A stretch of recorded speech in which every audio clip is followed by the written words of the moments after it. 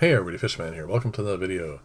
This is Fishman log number 153, and I thought I'd start off today with this clip because, well, if you caught Wednesday's video, this is a great visual representation of what I was trying to talk about. In Wednesday's video, I was discussing how if you have too many plants in an aquarium, or sometimes even just a few, they can alter the chemistry of the water.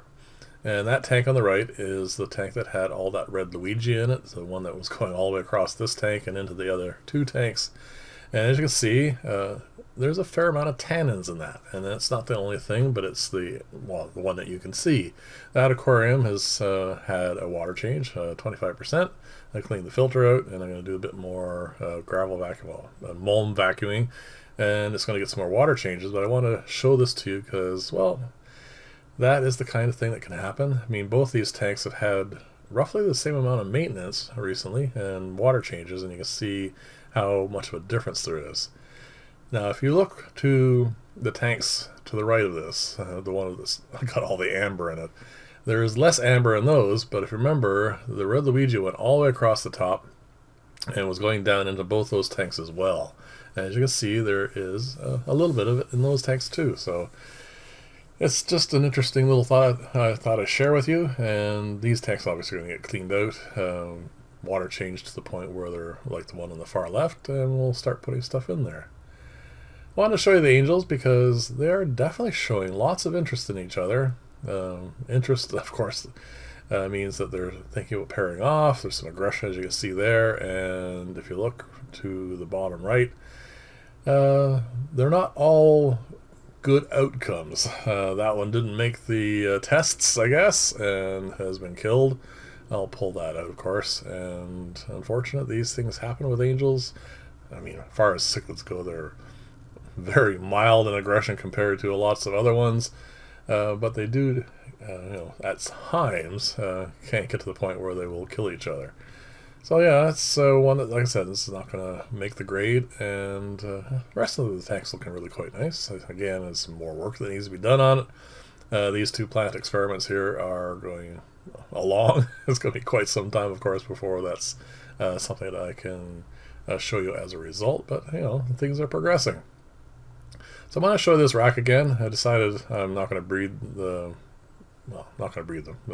goldfish because I don't have enough clients that like goldfish. They're great for kids, but that's about the only thing. So I'm going to just keep them as pets, and that's going to be their life. They're quite happy in there, so that's fine.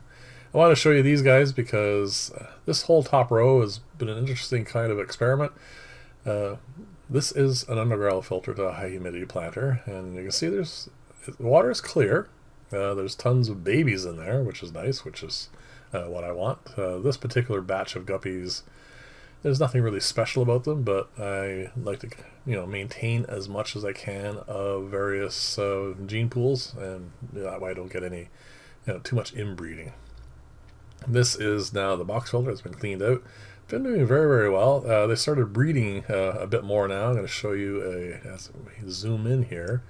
The latest fry, you can see it right there in the center. There it is.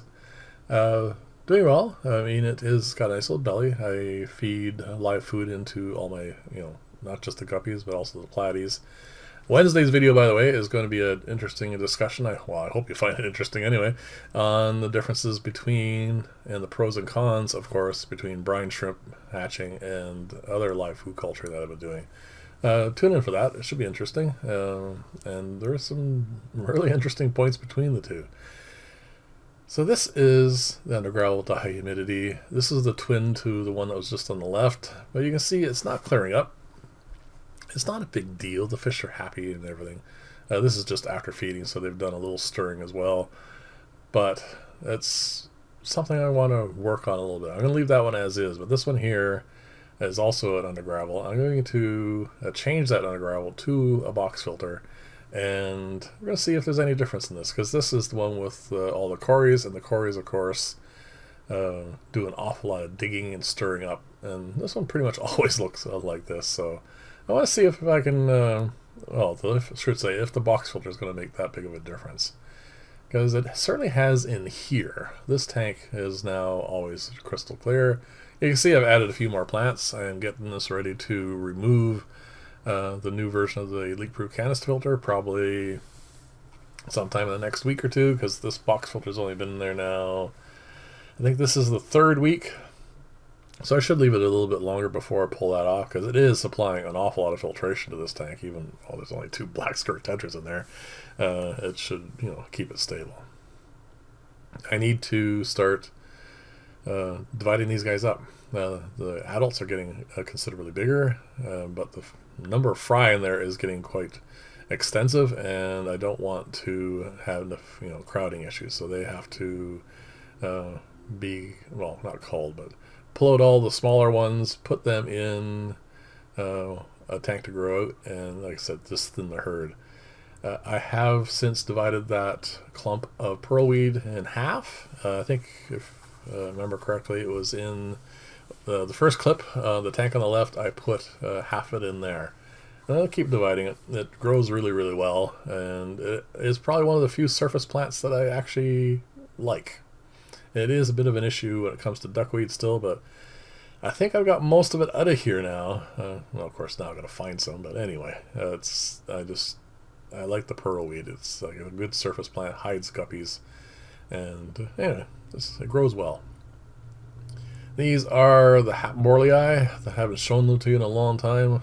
They are lovely, lovely fish. I need more room for them. They do fine though, even overcrowded like this. They don't kill each other, and I do need to get them to the point where I can divide it up a bit and get some more breeding going on with them. These guys are doing great. I was looking for some fry in here, but I didn't see any. The crebensis are getting bigger, of course. Again, I have no real need for crebensis. I just wanted to breed them. Anyway, we'll find homes for them somewhere. The angels here, again, I just hadn't shown you, so I wanted to show you some more. They're still doing very well, but I need to do something about this. I have to add more light up here or something, because it's very difficult to film and show you what's going on in these tanks, because they're so shaded now. So, again, there's always work to do with a fish room. Speaking of which, this is probably going to take priority over those other aquariums I just showed you. This just needs massive pruning. I want to get the auto water thing going for the, well, actually for a number of plants, but definitely for the lemon geranium.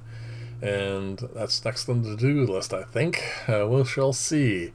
Well, anyway, thank you very much for watching. Leave comments, let me know what you think of everything, of course, and I will see you in the next video, and bye for now.